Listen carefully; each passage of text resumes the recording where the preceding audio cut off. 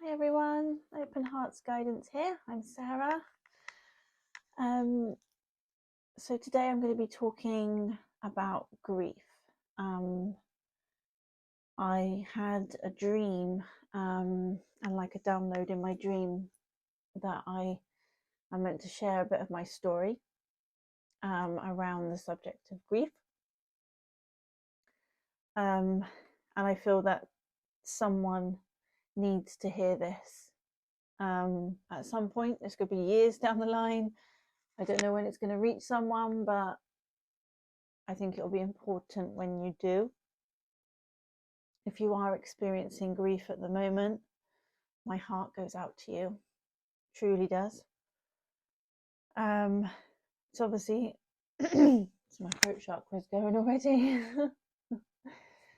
So maybe that means that you might need to talk about it yourself as well.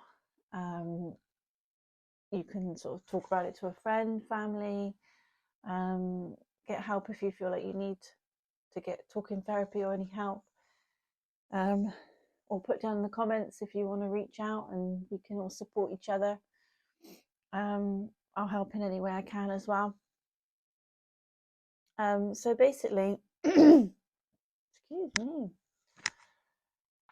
grief is obviously one of the hardest things us humans have to go through and experience and feel.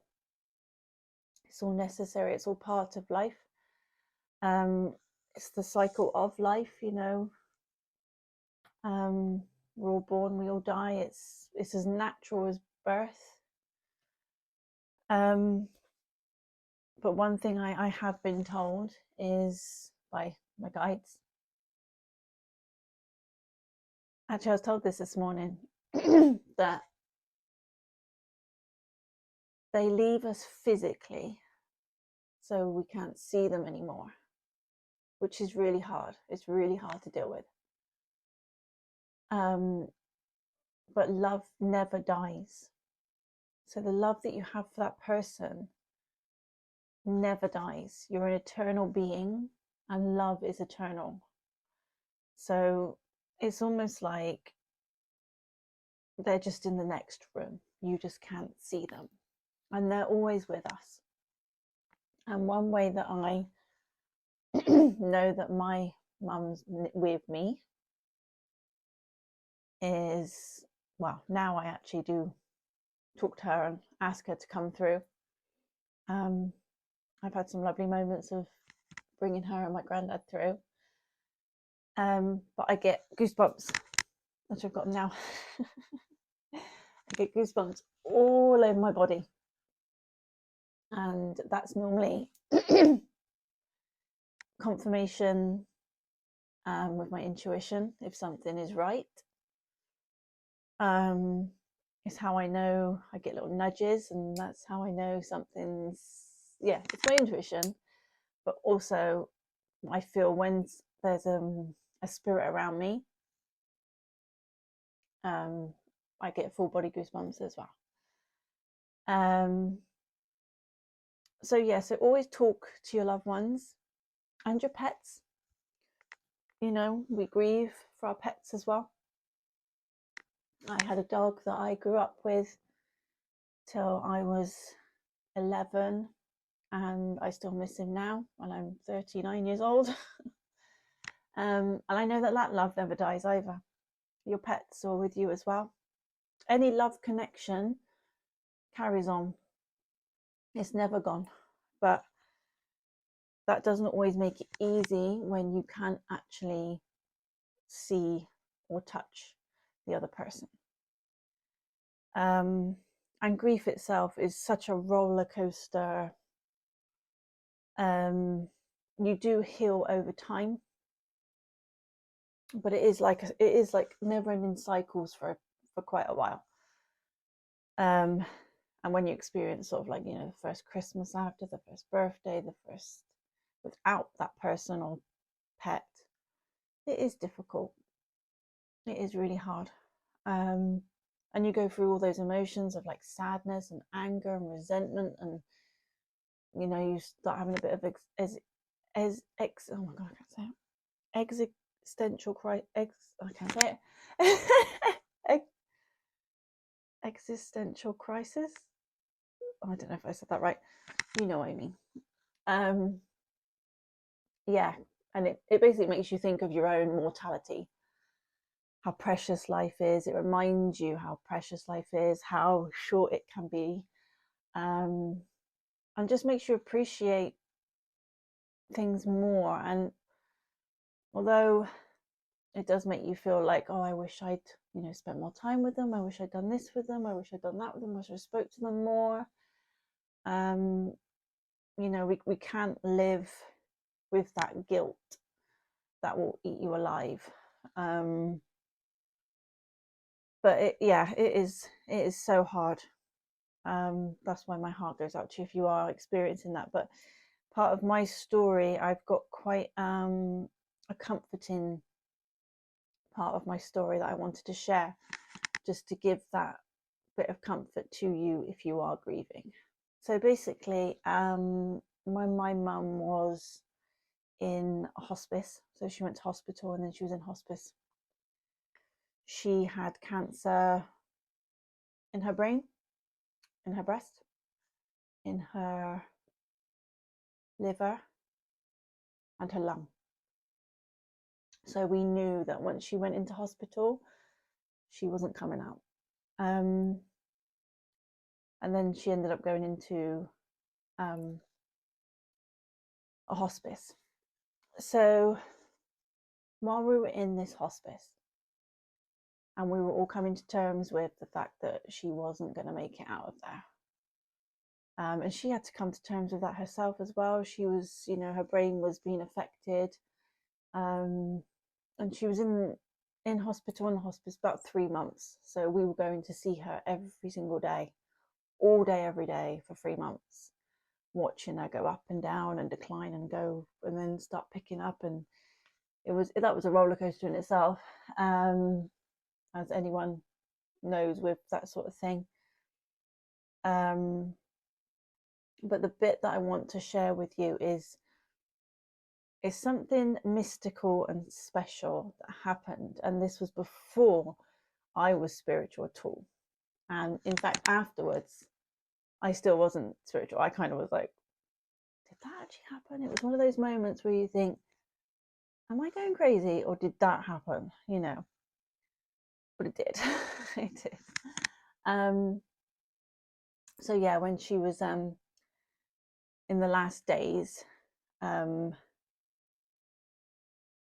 we were in this hospice and they had like a bed in the corner. So me and my now ex-husband were laying on this bed, and my brother was around my mum's bedside. My 2 aunties were there as well, so her sisters. And ironically, we were playing the game of life. That seems quite disturbing now. Yeah, we were playing that on an iPad. And I suddenly got this, I smelt the smell of cigarettes in fabric. And it was such a specific smell. And I immediately thought, that smells like my granddad's armchair. Well, my granddad died when I was 8. My mum died when I was 27. So I still remember the smell of his armchair, because he used to put me on his lap while he smoked, because back then they didn't really realise the dangers of smoking. So I'd sit on his lap and that's all I would smell was just, and he had a specific chair and that was his armchair and it was fabric and that was the smell. And I was like, I thought, we're in a clinical setting. I can't smell smoke in here. And I didn't say anything to my then husband. I just kept it quiet. I was a bit like, that was weird. And then it happened again and I smelled it again. And at that time I said something. I said, I swear to God, I can smell my granddad's armchair. And he looked at me like I was crazy. But literally the next few seconds, my brother said, Sarah come over and my mum took her last breath. So I was in like this shock, because obviously I was crying because my mum just took her last breaths, but I was kind of excited because I knew my granddad had come to get her. Like just before she died as well, her eye just opened just a little bit, like she'd seen someone. And before, when she was ill, I remember, like, you know, at bedtime I'd sort of go, please granddad, please come and get her, please come and get her, you know, don't let her be on her own and scared. I don't want her scared. And that was his way of showing me that he did come and get her. And yeah, it was such a mixture of emotions, but it helped me in my grieving process, even though I questioned it a few times and I thought, you know, did that actually happen? Was I don't know, but I can't explain it any other way. There's just, it couldn't have been anything else. So I know, and I'm getting goosebumps now as I'm seeing it. So I know for sure he did come and get her. So I hope that can give you some comfort just from hearing that bit of story, that when people do pass away, it is just their soul leaving their body. You know, as soon as she did pass, I knew she was gone. Like, that was just her body there. You know, we had the option to go back in and sit with her, but I didn't, because I just felt like, no, she's gone. She's gone with granddad. She's happy. She's gone now. And, you know, she's not suffering anymore. She's in a better place with her dad and her mum, and my dog. So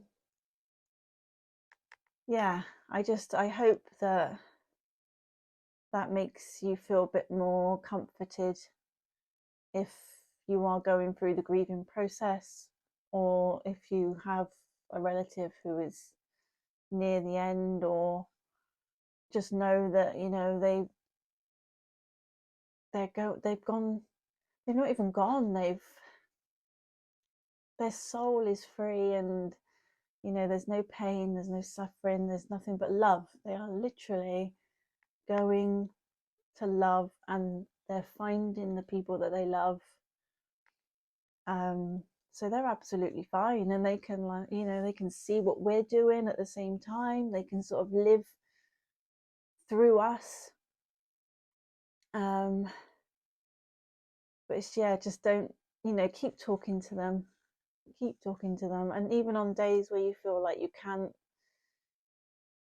handle it, or it's too much, just talk to them, cry about it, you know, release those emotions. Do not hold those emotions in. You need to release those. And sometimes it is like that. Sometimes you feel like you're doing okay, and then you start feeling guilty for doing okay. But that's what they want. They want you to be happy. They want you to be okay. They don't want to see you sad, you know.